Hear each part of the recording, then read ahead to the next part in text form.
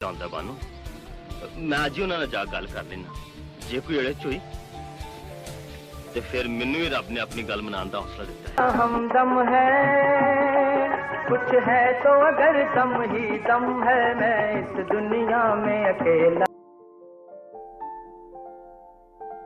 پاکستانی فلمی صنعت میں چند اداکار ایسے بھی تھے جنہوں نے اردو فلموں میں اپنے کیریئر کا آغاز کیا، لیکن بعد میں وہ پنجابی فلموں کی طرف آئے اور ان فلموں میں بھی انہوں نے شاندار کارکردگی کا مظاہرہ کیا۔ ان اداکاروں میں ایک اسد بخاری بھی تھے جنہوں نے اردو فلموں سے اداکاری کا آغاز کیا اور پھر بعد میں بے شمار پنجابی فلموں میں کام کیا۔ وہ ویلن کے طور پر بھی آئے، ہیرو کے طور پر بھی جلوہ گر ہوئے اور فلمی صنعت کو خیر بات کہنے سے پہلے کریکٹر ایکٹر کی حیثیت سے بھی بڑا نام کمایا۔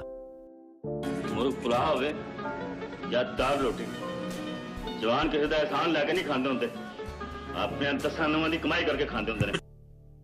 1934 کو گوکڑ میں پیدا ہونے والے اسد بخاری کا اصل نام اعجاز الحسن بخاری تھا۔ انہوں نے گریجویشن تک تعلیم حاصل کی اور پھر شباب کی 91 کی اردو فلم ثریا سے اداکاری شروع کی۔ شباب کی 91 مرحوم کو یہ اعزاز حاصل ہے کہ انہوں نے پاکستانی فلمی صنعت کو کئی نئے چہرے دیے، جن میں علی اعجاز، ننا، زرقا، امبر، مسعود اختر، شاہ نواز، طارق عزیز اور غلام محی الدین شامل ہے۔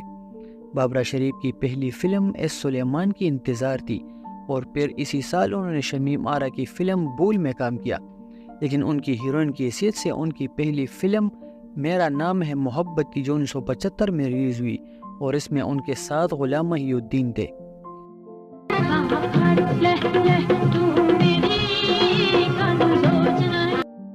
اسد بخاری جوانی میں بڑے حسین و جمیل تھے، بلکہ یوں کہنا چاہیے کہ وہ مردانہ وجاہت کا جیتا جاگتا نمونہ تھے۔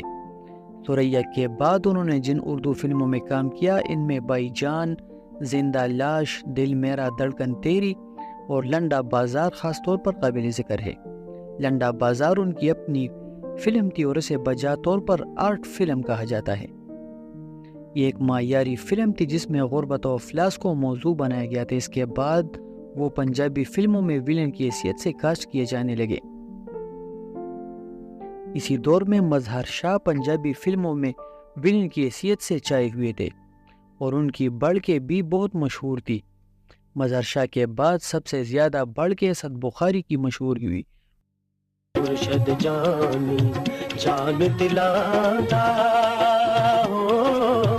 حال دلانے۔ وہ بلیک اینڈ وائٹ فلموں میں بھی کام کرتے رہے اور پھر بعد میں رنگین فلموں میں بھی اداکاری کی۔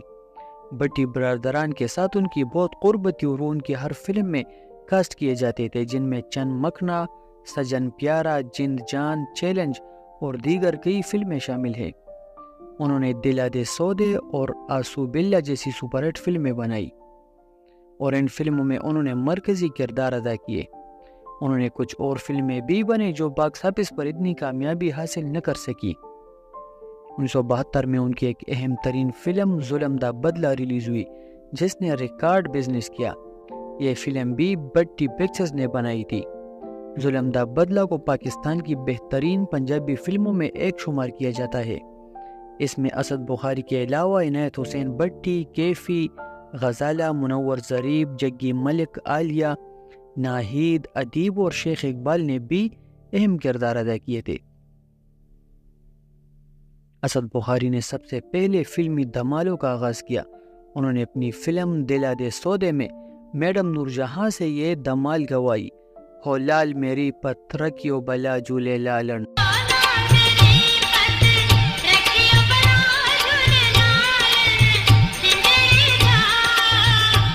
یہ دھمال پردوس اور نغمہ پر الگ الگ عکس بند کی گئی اور اس دھمال نے بہت شہرت حاصل کی۔ اس کے بعد آسو بلا کا یہ گیت بہت مقبول ہوا، حسینی لال قلندر میرے غمخوار قلندر۔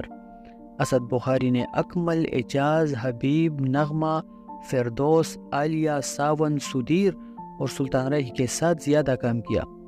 ان کے دور میں ساون بھی ویلن کی حیثیت سے کام کر رہے تھے، لیکن بعد میں انہیں مرکزی کردار دیے جانے لگے۔ وہ زوال پذیر ہوئے تو پھر سلطان راہی کی قسمت جاگ اٹھی اور وہ کم از کم 2 دہائیوں تک پنجابی فلموں پر چھائے رہے۔